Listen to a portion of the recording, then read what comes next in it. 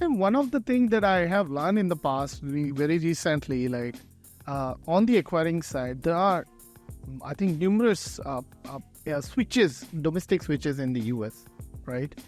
Whereas if I look at any other country, right, and look at India, okay, we have just one domestic interface, or UAE also developing there. Similarly, in Sri Lanka, I've seen only one, not more than one.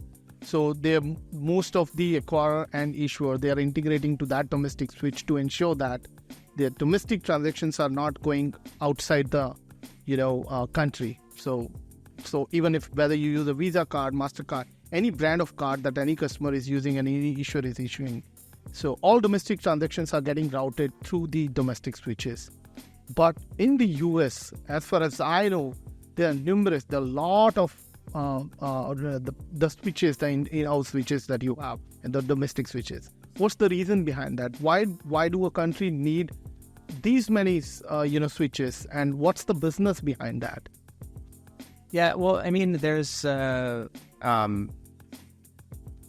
I guess the way that I want to put it is that it's an opportunity for a lot of people, right? So each debit card needs to have at least 2 local networks on there. And so as an acquirer, you want to be able to integrate in with as many combinations as possible. So for example, Visa owns Interlink. It used to be independent. They purchased it. MasterCard owns Maestro, which is their sort of PIN debit network. And then Discover owns Pulse, right? And then there are other ones called Star. There's one called Shazam. There's one called Excel. So these are all owned by different processors. And the idea here is that you want to be able to give the merchant choice of routing. And the merchant might know that, hey, if I route it via Star and this card has Star available on it, I would get the lowest rate. Or they know that my cards, like for example, all the branch cards also offer Pulse and Maestro. They might want to route it through Pulse because they know that that's the cheapest. The reason I ask you this particular question, Ahmed, because if any processor, is willing to enter US market, any new processor, probably at some point in time, they have to integrate with these domestic switches so that their acceptance reach of their card issued through that processing system can actually be increased, right? So I'm moving back to... When you say processor, you're referring to as an acquirer processor? Acquirer as well as issuer, probably issuer also, yeah. I'm talking about yeah, issuer. So that's right. So an issuer processor needs to be able to offer multiple local or PIN debit networks. So again, if you're issuing a MasterCard card, you have to power Maestro, and then you have to offer some other network. It's referred to as an unaffiliated network. So it could be, they need to offer Interlink, or they need to offer Pulse, or one of the other ones. So it's less so for the issuer processor, but the acquirer processor needs to be able to work across all of these. I understand that. The next thing that I wanted to, take your knowledge about the US market is the cashback and rewards. Why I have, to be honest, added this question to my list is because in the US, as I understand, and most people depend on credit card throughout the month, and in addition to their salaries. And as I learned while working on some of the US specific requirements, that rewards is one of the benefits that most issuers uses in the US to attract or to sell the credit card, rewards or cashback. So what's your take on this one? Like, how do you see that, how other issuers in the US are using these two features, cashback and rewards? Discuss. So, I mean, I exclusively use credit cards for just about everything. And the main reason is because of the various points that I'm getting. Now, there's a shift in usage. So the younger people are preferring to use debit cards simply because it's easy. You don't have to worry about, paying the bill at the end of the month, and it helps them live within their means. Whereas credit cards, what happens is that you just keep swiping, and you can easily get into trouble, right? And so, again, for me, I've been just fortunate that, I know how to sort of manage my spending, that, I can manage that, but just a majority of people get into a lot of trouble when they're using credit cards, and they basically just charge everything on there, and then they come to realize at the end of the month they can't pay it. So then they're paying all this interest on it. So, again, if you can manage your spending, I would highly recommend using a credit card, simply because you get the points, and then you can convert those points for, travel or whatever have you, right? Cashback.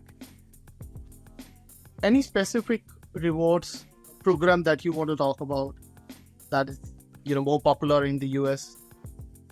I mean, the American Express, cards actually have very rich rewards. And the reason behind that is because, again, American Express has probably the highest interchange of all credit cards here, so that they're able to offer very, very rich rewards. I exclusively use Amex Platinum for a lot of things. And it's not just, I get points, but there's a lot of like travel related benefits on it, including like access to lounges, and you get extra points if you book travel on it and that kind of thing. So because I travel so much, it's very useful from that perspective. And there's a lot of protections on there too. So if, for whatever reason your bags get lost, they have insurance on it and that kind of thing. So the other thing that from my experience that I have noticed, Ahmed, like when it comes to rewards or cashback in India, particularly than in UAE, okay? And that's why I ask you how it's getting done and what's the role of rewards in the US. Like typically in India, if you see, people are using credit card not just because of rewards or cashback, just because they need money, they need lending, okay? They want to lend money from the bank. And credit card is an easy way for them to lend money from the bank. Okay, somebody applying loan and then paying it every month is a tedious, process.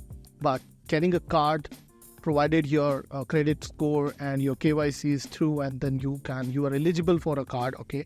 So that's the primary reason many people in India, they want a credit card. Not all of them are even aware of whether there's any reward, whether there's any cashback. They just want because they need money, okay? And then when it comes to UAE, okay, I don't think so. People are using credit card. Not many. It's just my, personal opinion, my own perspective. Okay, people are not using credit card because of they want money. No, they have money. They may be making a good amount of money every month. It's just that they want to save some money because of rewards. Every transaction there are 3%, 4%, 5%, even up to 8 or 9% of cashback is what people are getting in UAE. There are many banks. Although I think you pay some annual amount of fee over there on the card, but still you get a very good return, okay, in the response, because you save.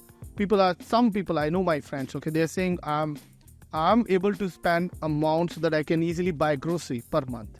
That's the amount I'm saving, 500 dirham or 1000 dirham, right? So that's the thing that I wanted to know, like what's the culture in US for these rewards and cashback? What's the primary reason people want to use a credit card? Is that the rewards or the lending? Or both? So I think you're right. I think a majority of people use credit cards from the lending perspective.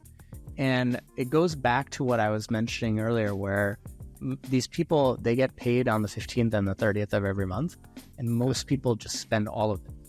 And they don't have any money in between. So what they do is they use the credit card to manage. And that's if you have good credit, right? A lot of people have just really bad credit, and so they don't get access to credit cards. So I would say majority of Americans are using credit cards as a cash flow vehicle. And the rewards and points, it's a good thing. I would say, I'm fortunate to be kind of, higher earner, I guess. I think a lot of us are, especially the people that are listening to your podcast are probably in that higher earner category. So there it's like, you don't need the money, but you're utilizing them to get the rewards on the credit card, right? So, and again, I've kind of changed my perspective a lot on this too. It's like, it's not about banking points. It's more about what other benefits can this card actually provide me? Is it providing me better access to certain things, these are things that I personally kind of look